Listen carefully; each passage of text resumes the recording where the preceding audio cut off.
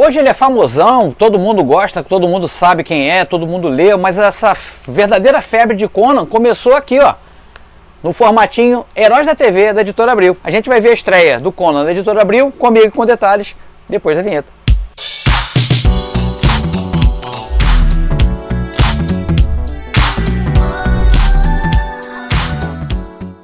Fala galera, sou o Gico, você está no canal mais nostálgico no assunto é história em quadrinho aqui do YouTube e também com muito conteúdo de desenho, se é seu caso. Gosta de desenhar? Quer uma moral?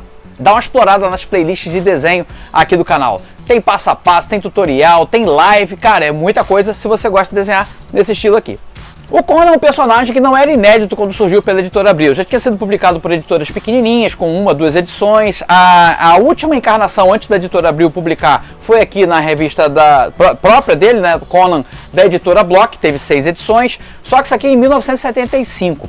E aí, na década de 80, a Editora Abril pega os direitos da Marvel, né, de 79 para 80, começa a publicar diversos personagens que não estavam sendo publicados pela RGE, por outras editoras, e aí, no meio desse pacote, lá para, assim, ainda no segundo ano da revista Heróis da TV, segundo para o terceiro ano, eles publicam a estreia do Conan. E aqui o Conan vai ganhando um público que não tinha ainda conhecido esse personagem, inclusive esse que vos fala aqui. E isso só foi crescendo, ele começou a ser publicado em outras revistas da Editora Abril, ganhou a revista própria, A Espada Selvagem de Conan, e aí, cara, o resto é história. O personagem ficou muito famoso, sendo a revista que mais vendia na Editora Abril. Bom, aqui nesse vídeo de hoje a gente vai ver justamente essa estreia, não só do Conan, como também da Sônia. É uma história que foi publicada em 2 partes, na verdade é uma história que já começa continuada, mas a gente não notou muito bem não, porque é simplesmente o Conan trazendo aqui uma solicitação de ajuda. A história completa foi publicada em outras revistas da Editora Abril, muito salpicada, mas agora você tem a oportunidade de ler tudo direitinho na ordem cronológica, porque a editora Panini está publicando isso na série de ônibus Conan a Era Marvel. Então são diversos ônibus já lançados, acho que já são 5, e você pode acompanhar desde o começo, na ordem cronológica, toda essa passagem do Conan pela Marvel, originalmente na década de 70, beleza? Então agora a gente vai ver os 2 clipes que eu gravei desse resgate histórico aqui do Conan, a estreia, pode dizer assim, do Conan. Na verdade a estreia para o Brasil, né? Porque a Editora Block era muito localizada no Rio de Janeiro, as outras editoras eram muito pequenininhas, com a distribuição muito ruim. Encontrar essas edições são raríssimas, é muito difícil de encontrar. E aqui ela chega verdadeiramente, o Conan chega para o grande público, com a grande distribuição e a grande tiragem que a Editora Abril tinha. Aí sim o personagem se torna conhecido aqui no Brasil. Então tenta olhar aí com os olhos de criança que eu tinha quando olhei e fiquei fisgado. Daí em diante, cara, eu adoro as histórias do Conan, adoro, é um personagem, dessa revamp que teve aí agora recente, é uma das poucas revistas que eu estava comprando em banca, que eu já não compro mais revistas mensais e tal, eu prefiro mais edições especiais, material alternativo, mas o Conan eu fiz questão de comprar todas as edições que a Panini lançou. E fica aí o convite, se você quer conhecer essa fase aí tudo bonitinho, com recolorizado, né, tudo um tratamento maravilhoso, tá aí os ônibus da editora Panini, beleza? Bora conferir aí os 2 clipes, no final do vídeo eu tô de volta. A estreia de Conan na Editora Abril se deu na revista Heróis da TV, número 36 de 1982, e traz a história publicada originalmente em Conan the Barbarian, número 23 de 1972. A última aparição de Conan aqui no Brasil tinha sido nas revistas da Editora Block, quase 10 anos atrás. Então a Editora Abril faz uma apresentação aqui de quem é o personagem para os leitores que não conheciam, o mapa da Era Iboriana, para situar também o pessoal nessa era mística, né, de Robert E. Howard, e a história em si começa na splash page inicial com Conan enfrentando alguns soldados aqui para trazer uma notícia para o rei, assim ele tinha sido contratado. Os soldados desconfiam do bárbaro, que não tem muito o que fazer nessa cidade, só que quando ele menciona que veio do reino de Makalet, isso acende uma luz ali de que ele poderia estar falando a verdade, e ele é levado então à presença do rei para passar essa mensagem. A mensagem é que o rei está solicitando desse rei aqui uma ajuda de exércitos para combater Yezdegerd, um rei conquistador que estava atacando todos os reinos daquela região. Então ele é recompensado por esse rei, diz que vai mandar as tropas lá para onde Conan foi solicitar ajuda. E aí a gente vai ver aqui no acampamento de Yezdegerd a presença desse cara chamado de Abutre, que é um soldado perigoso e usa essas asas aqui como enfeite. Não, a asa não é dele mesmo, não, é só um enfeite. E Erzgerd vai contar para esse soldado aqui, esse mercenário, que Conan havia feito essa ferida aqui no rosto dele, uma cicatriz, e ele queria pagar esse cara para trazer o Conan ou o corpo do Conan. Conan já bebeu todas no bar, tá lá já com uma mulher aqui embriagado. Quando a companheira dele acorda, diz que a cidade está em chamas, está cercada por diversos mercenários. O Conan acorda, assustado, assoberbado, tenta fugir ali desse cerco, mas ele é logo identificado aqui pelo Abutre, né, e seus asseclas. Sob uma chuva de flechas, ele tenta fugir, a companheira dele acaba morta, ele rouba um cavalo aqui, consegue partir para o deserto, e os seguidores ali do Abutre vão atrás dele, perseguindo, até que o cavalo do Conan cai. Mesmo assim, ele consegue chegar até os portões da cidade, e chegando lá tem um exército de mercenários a mando do rei, o qual Conan foi solicitar ajuda, comandados por ninguém menos do que a Sônia. E aí o pau canta na casa de Noca aqui, uma guerra feroz entre os dois exércitos de mercenários, e o exército comandado pela Sônia acaba prevalecendo.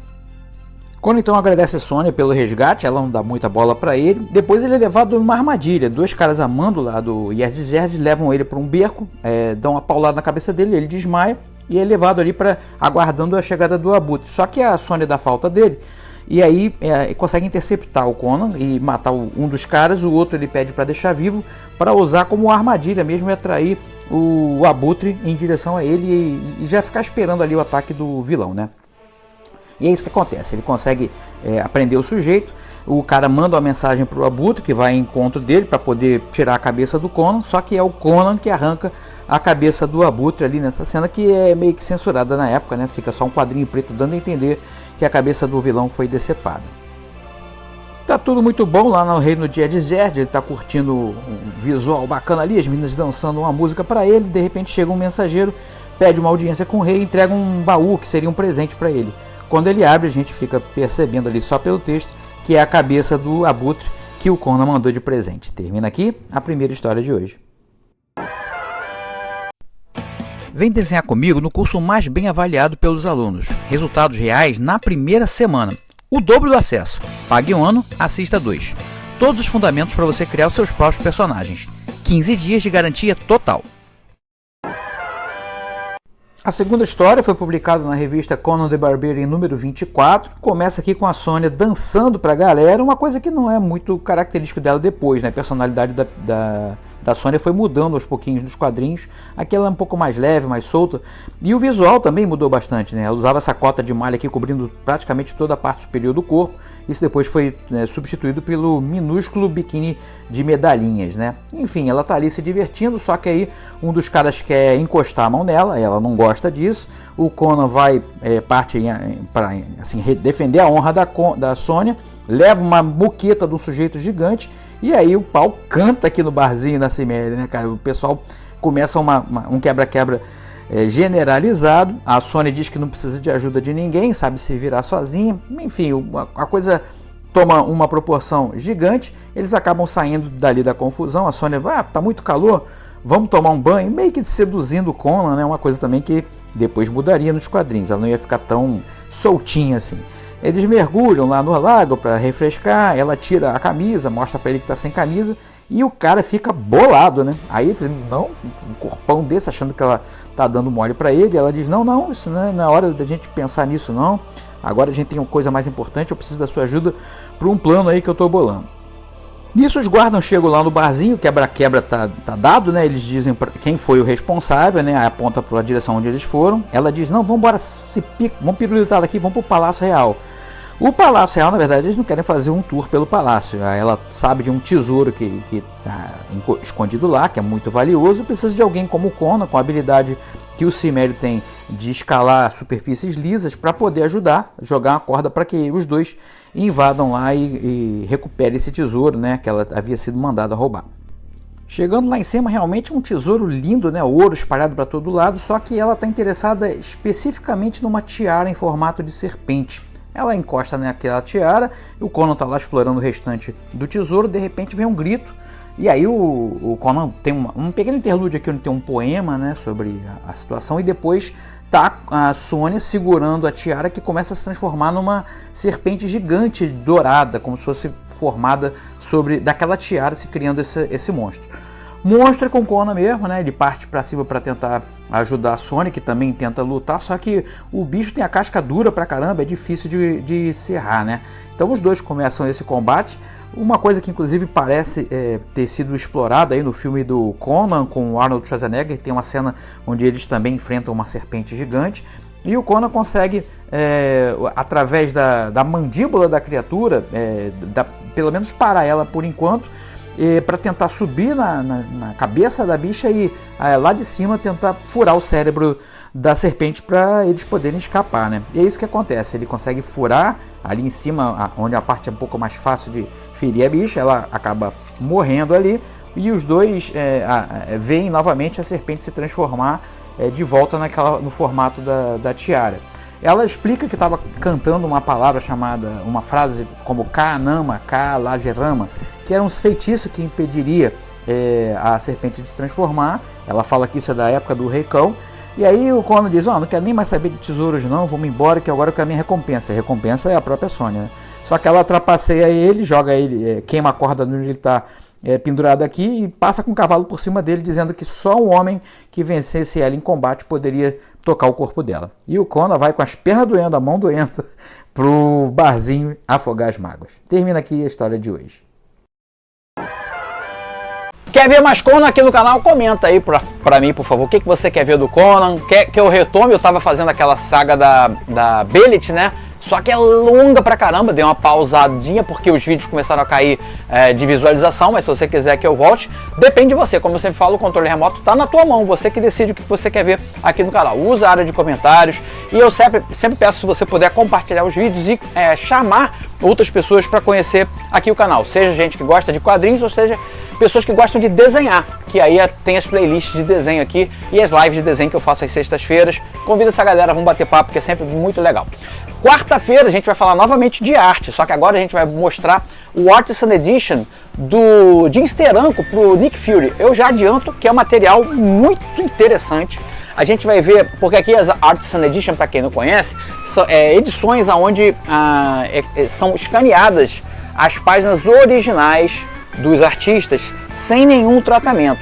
E aqui você pode ver com detalhes como que o Steranko trabalhava a arte de um personagem que era assim, quando ele chegou para falar com o Stan Lee para pegar um título para desenhar, ele perguntou o que estava vendendo menos.